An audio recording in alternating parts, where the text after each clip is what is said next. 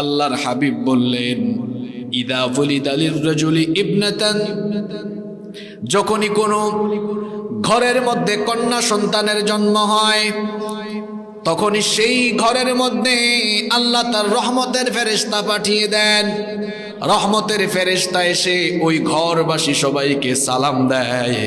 তারপরে ওই রহমতের ফেরেশতারা ইয়াকতানিফুনাহা বিআজনিহাতিহিম, তাদের রহমতের ডানা দিয়ে ওই কন্যা সন্তানের চারপাশটাকে তারা রহমতের ডানা দিয়ে আবৃত করে রাখে।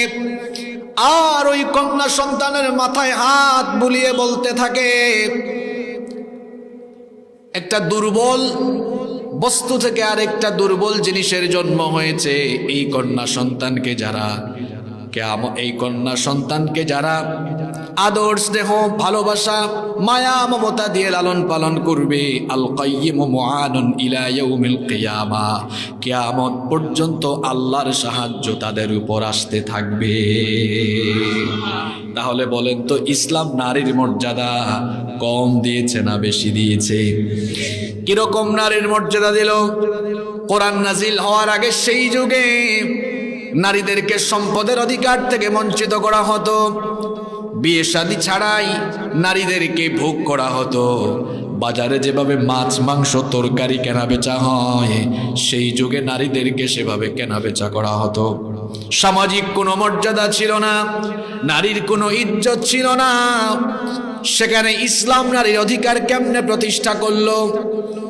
বিবাহের ব্যবস্থা করে মোহরানা বাধ্যতামূলক করে দিল। আবার নারীদেরকে যেন সম্পদ থেকে বঞ্চিত করা না হয়। এই যে কওমি মাদ্রাসায় ফারাইজ পড়ানো হয়, আলিয়া মাদ্রাসায় ফারাইজ পড়ানো হয়, মাওয়ারিস পড়ানো হয়।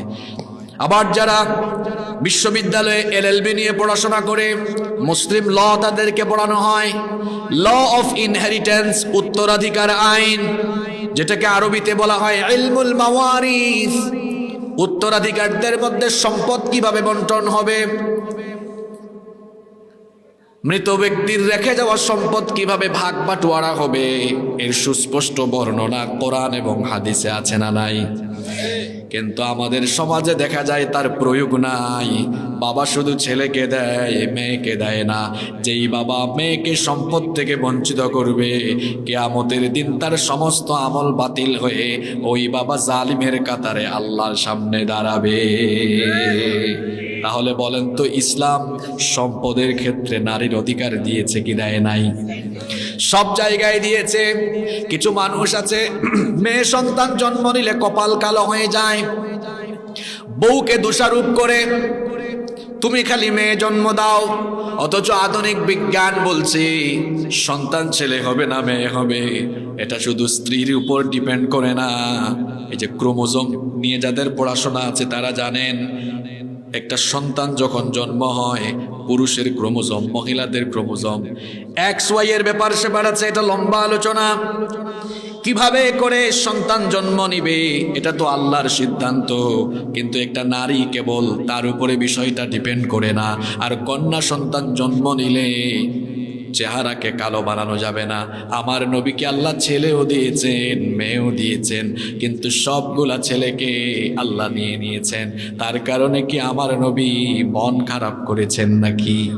আরো জোরে বলেন, মন খারাপ করেন নাই। কারণ কন্যা সন্তান হলো বরকতের প্রতীক। ছেলের ব্যাপারে এইরকম কোনো হাদিস নাই, অথচ মেয়েদের ব্যাপারে হাদিস আছে। নবীজি বলেছেন, যার 3টা কন্যা সন্তান আছে, ওই 3টা কন্যা সন্তান কি যে বাবা মা আদর স্নেহ মমতা ভালোবাসা দিয়ে প্রতিপালন করে, উত্তম শিক্ষা দীক্ষা দিয়ে সৎ পাত্রস্থ করবে, কিয়ামতের দিন ওই 3 কন্যার বাবা আর আমি নবীজি ওয়াদাম্মাস সাব্বাবাতি ওয়াল ওয়াসতা, এই 2 আঙ্গুল একত্রিত করে নবীজি বললেন, ওই 3 পিতার বাবা মা আর আমি কিয়ামতের দিন এইভাবে এক জান্নাতে অবস্থান করব।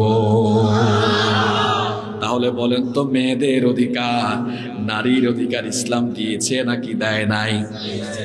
যারা বলে এরা অজ্ঞ, এরা পড়াশোনা জানে না, এরা কোরআন শুদ্ধ করে তিলাওয়াতও জানে না।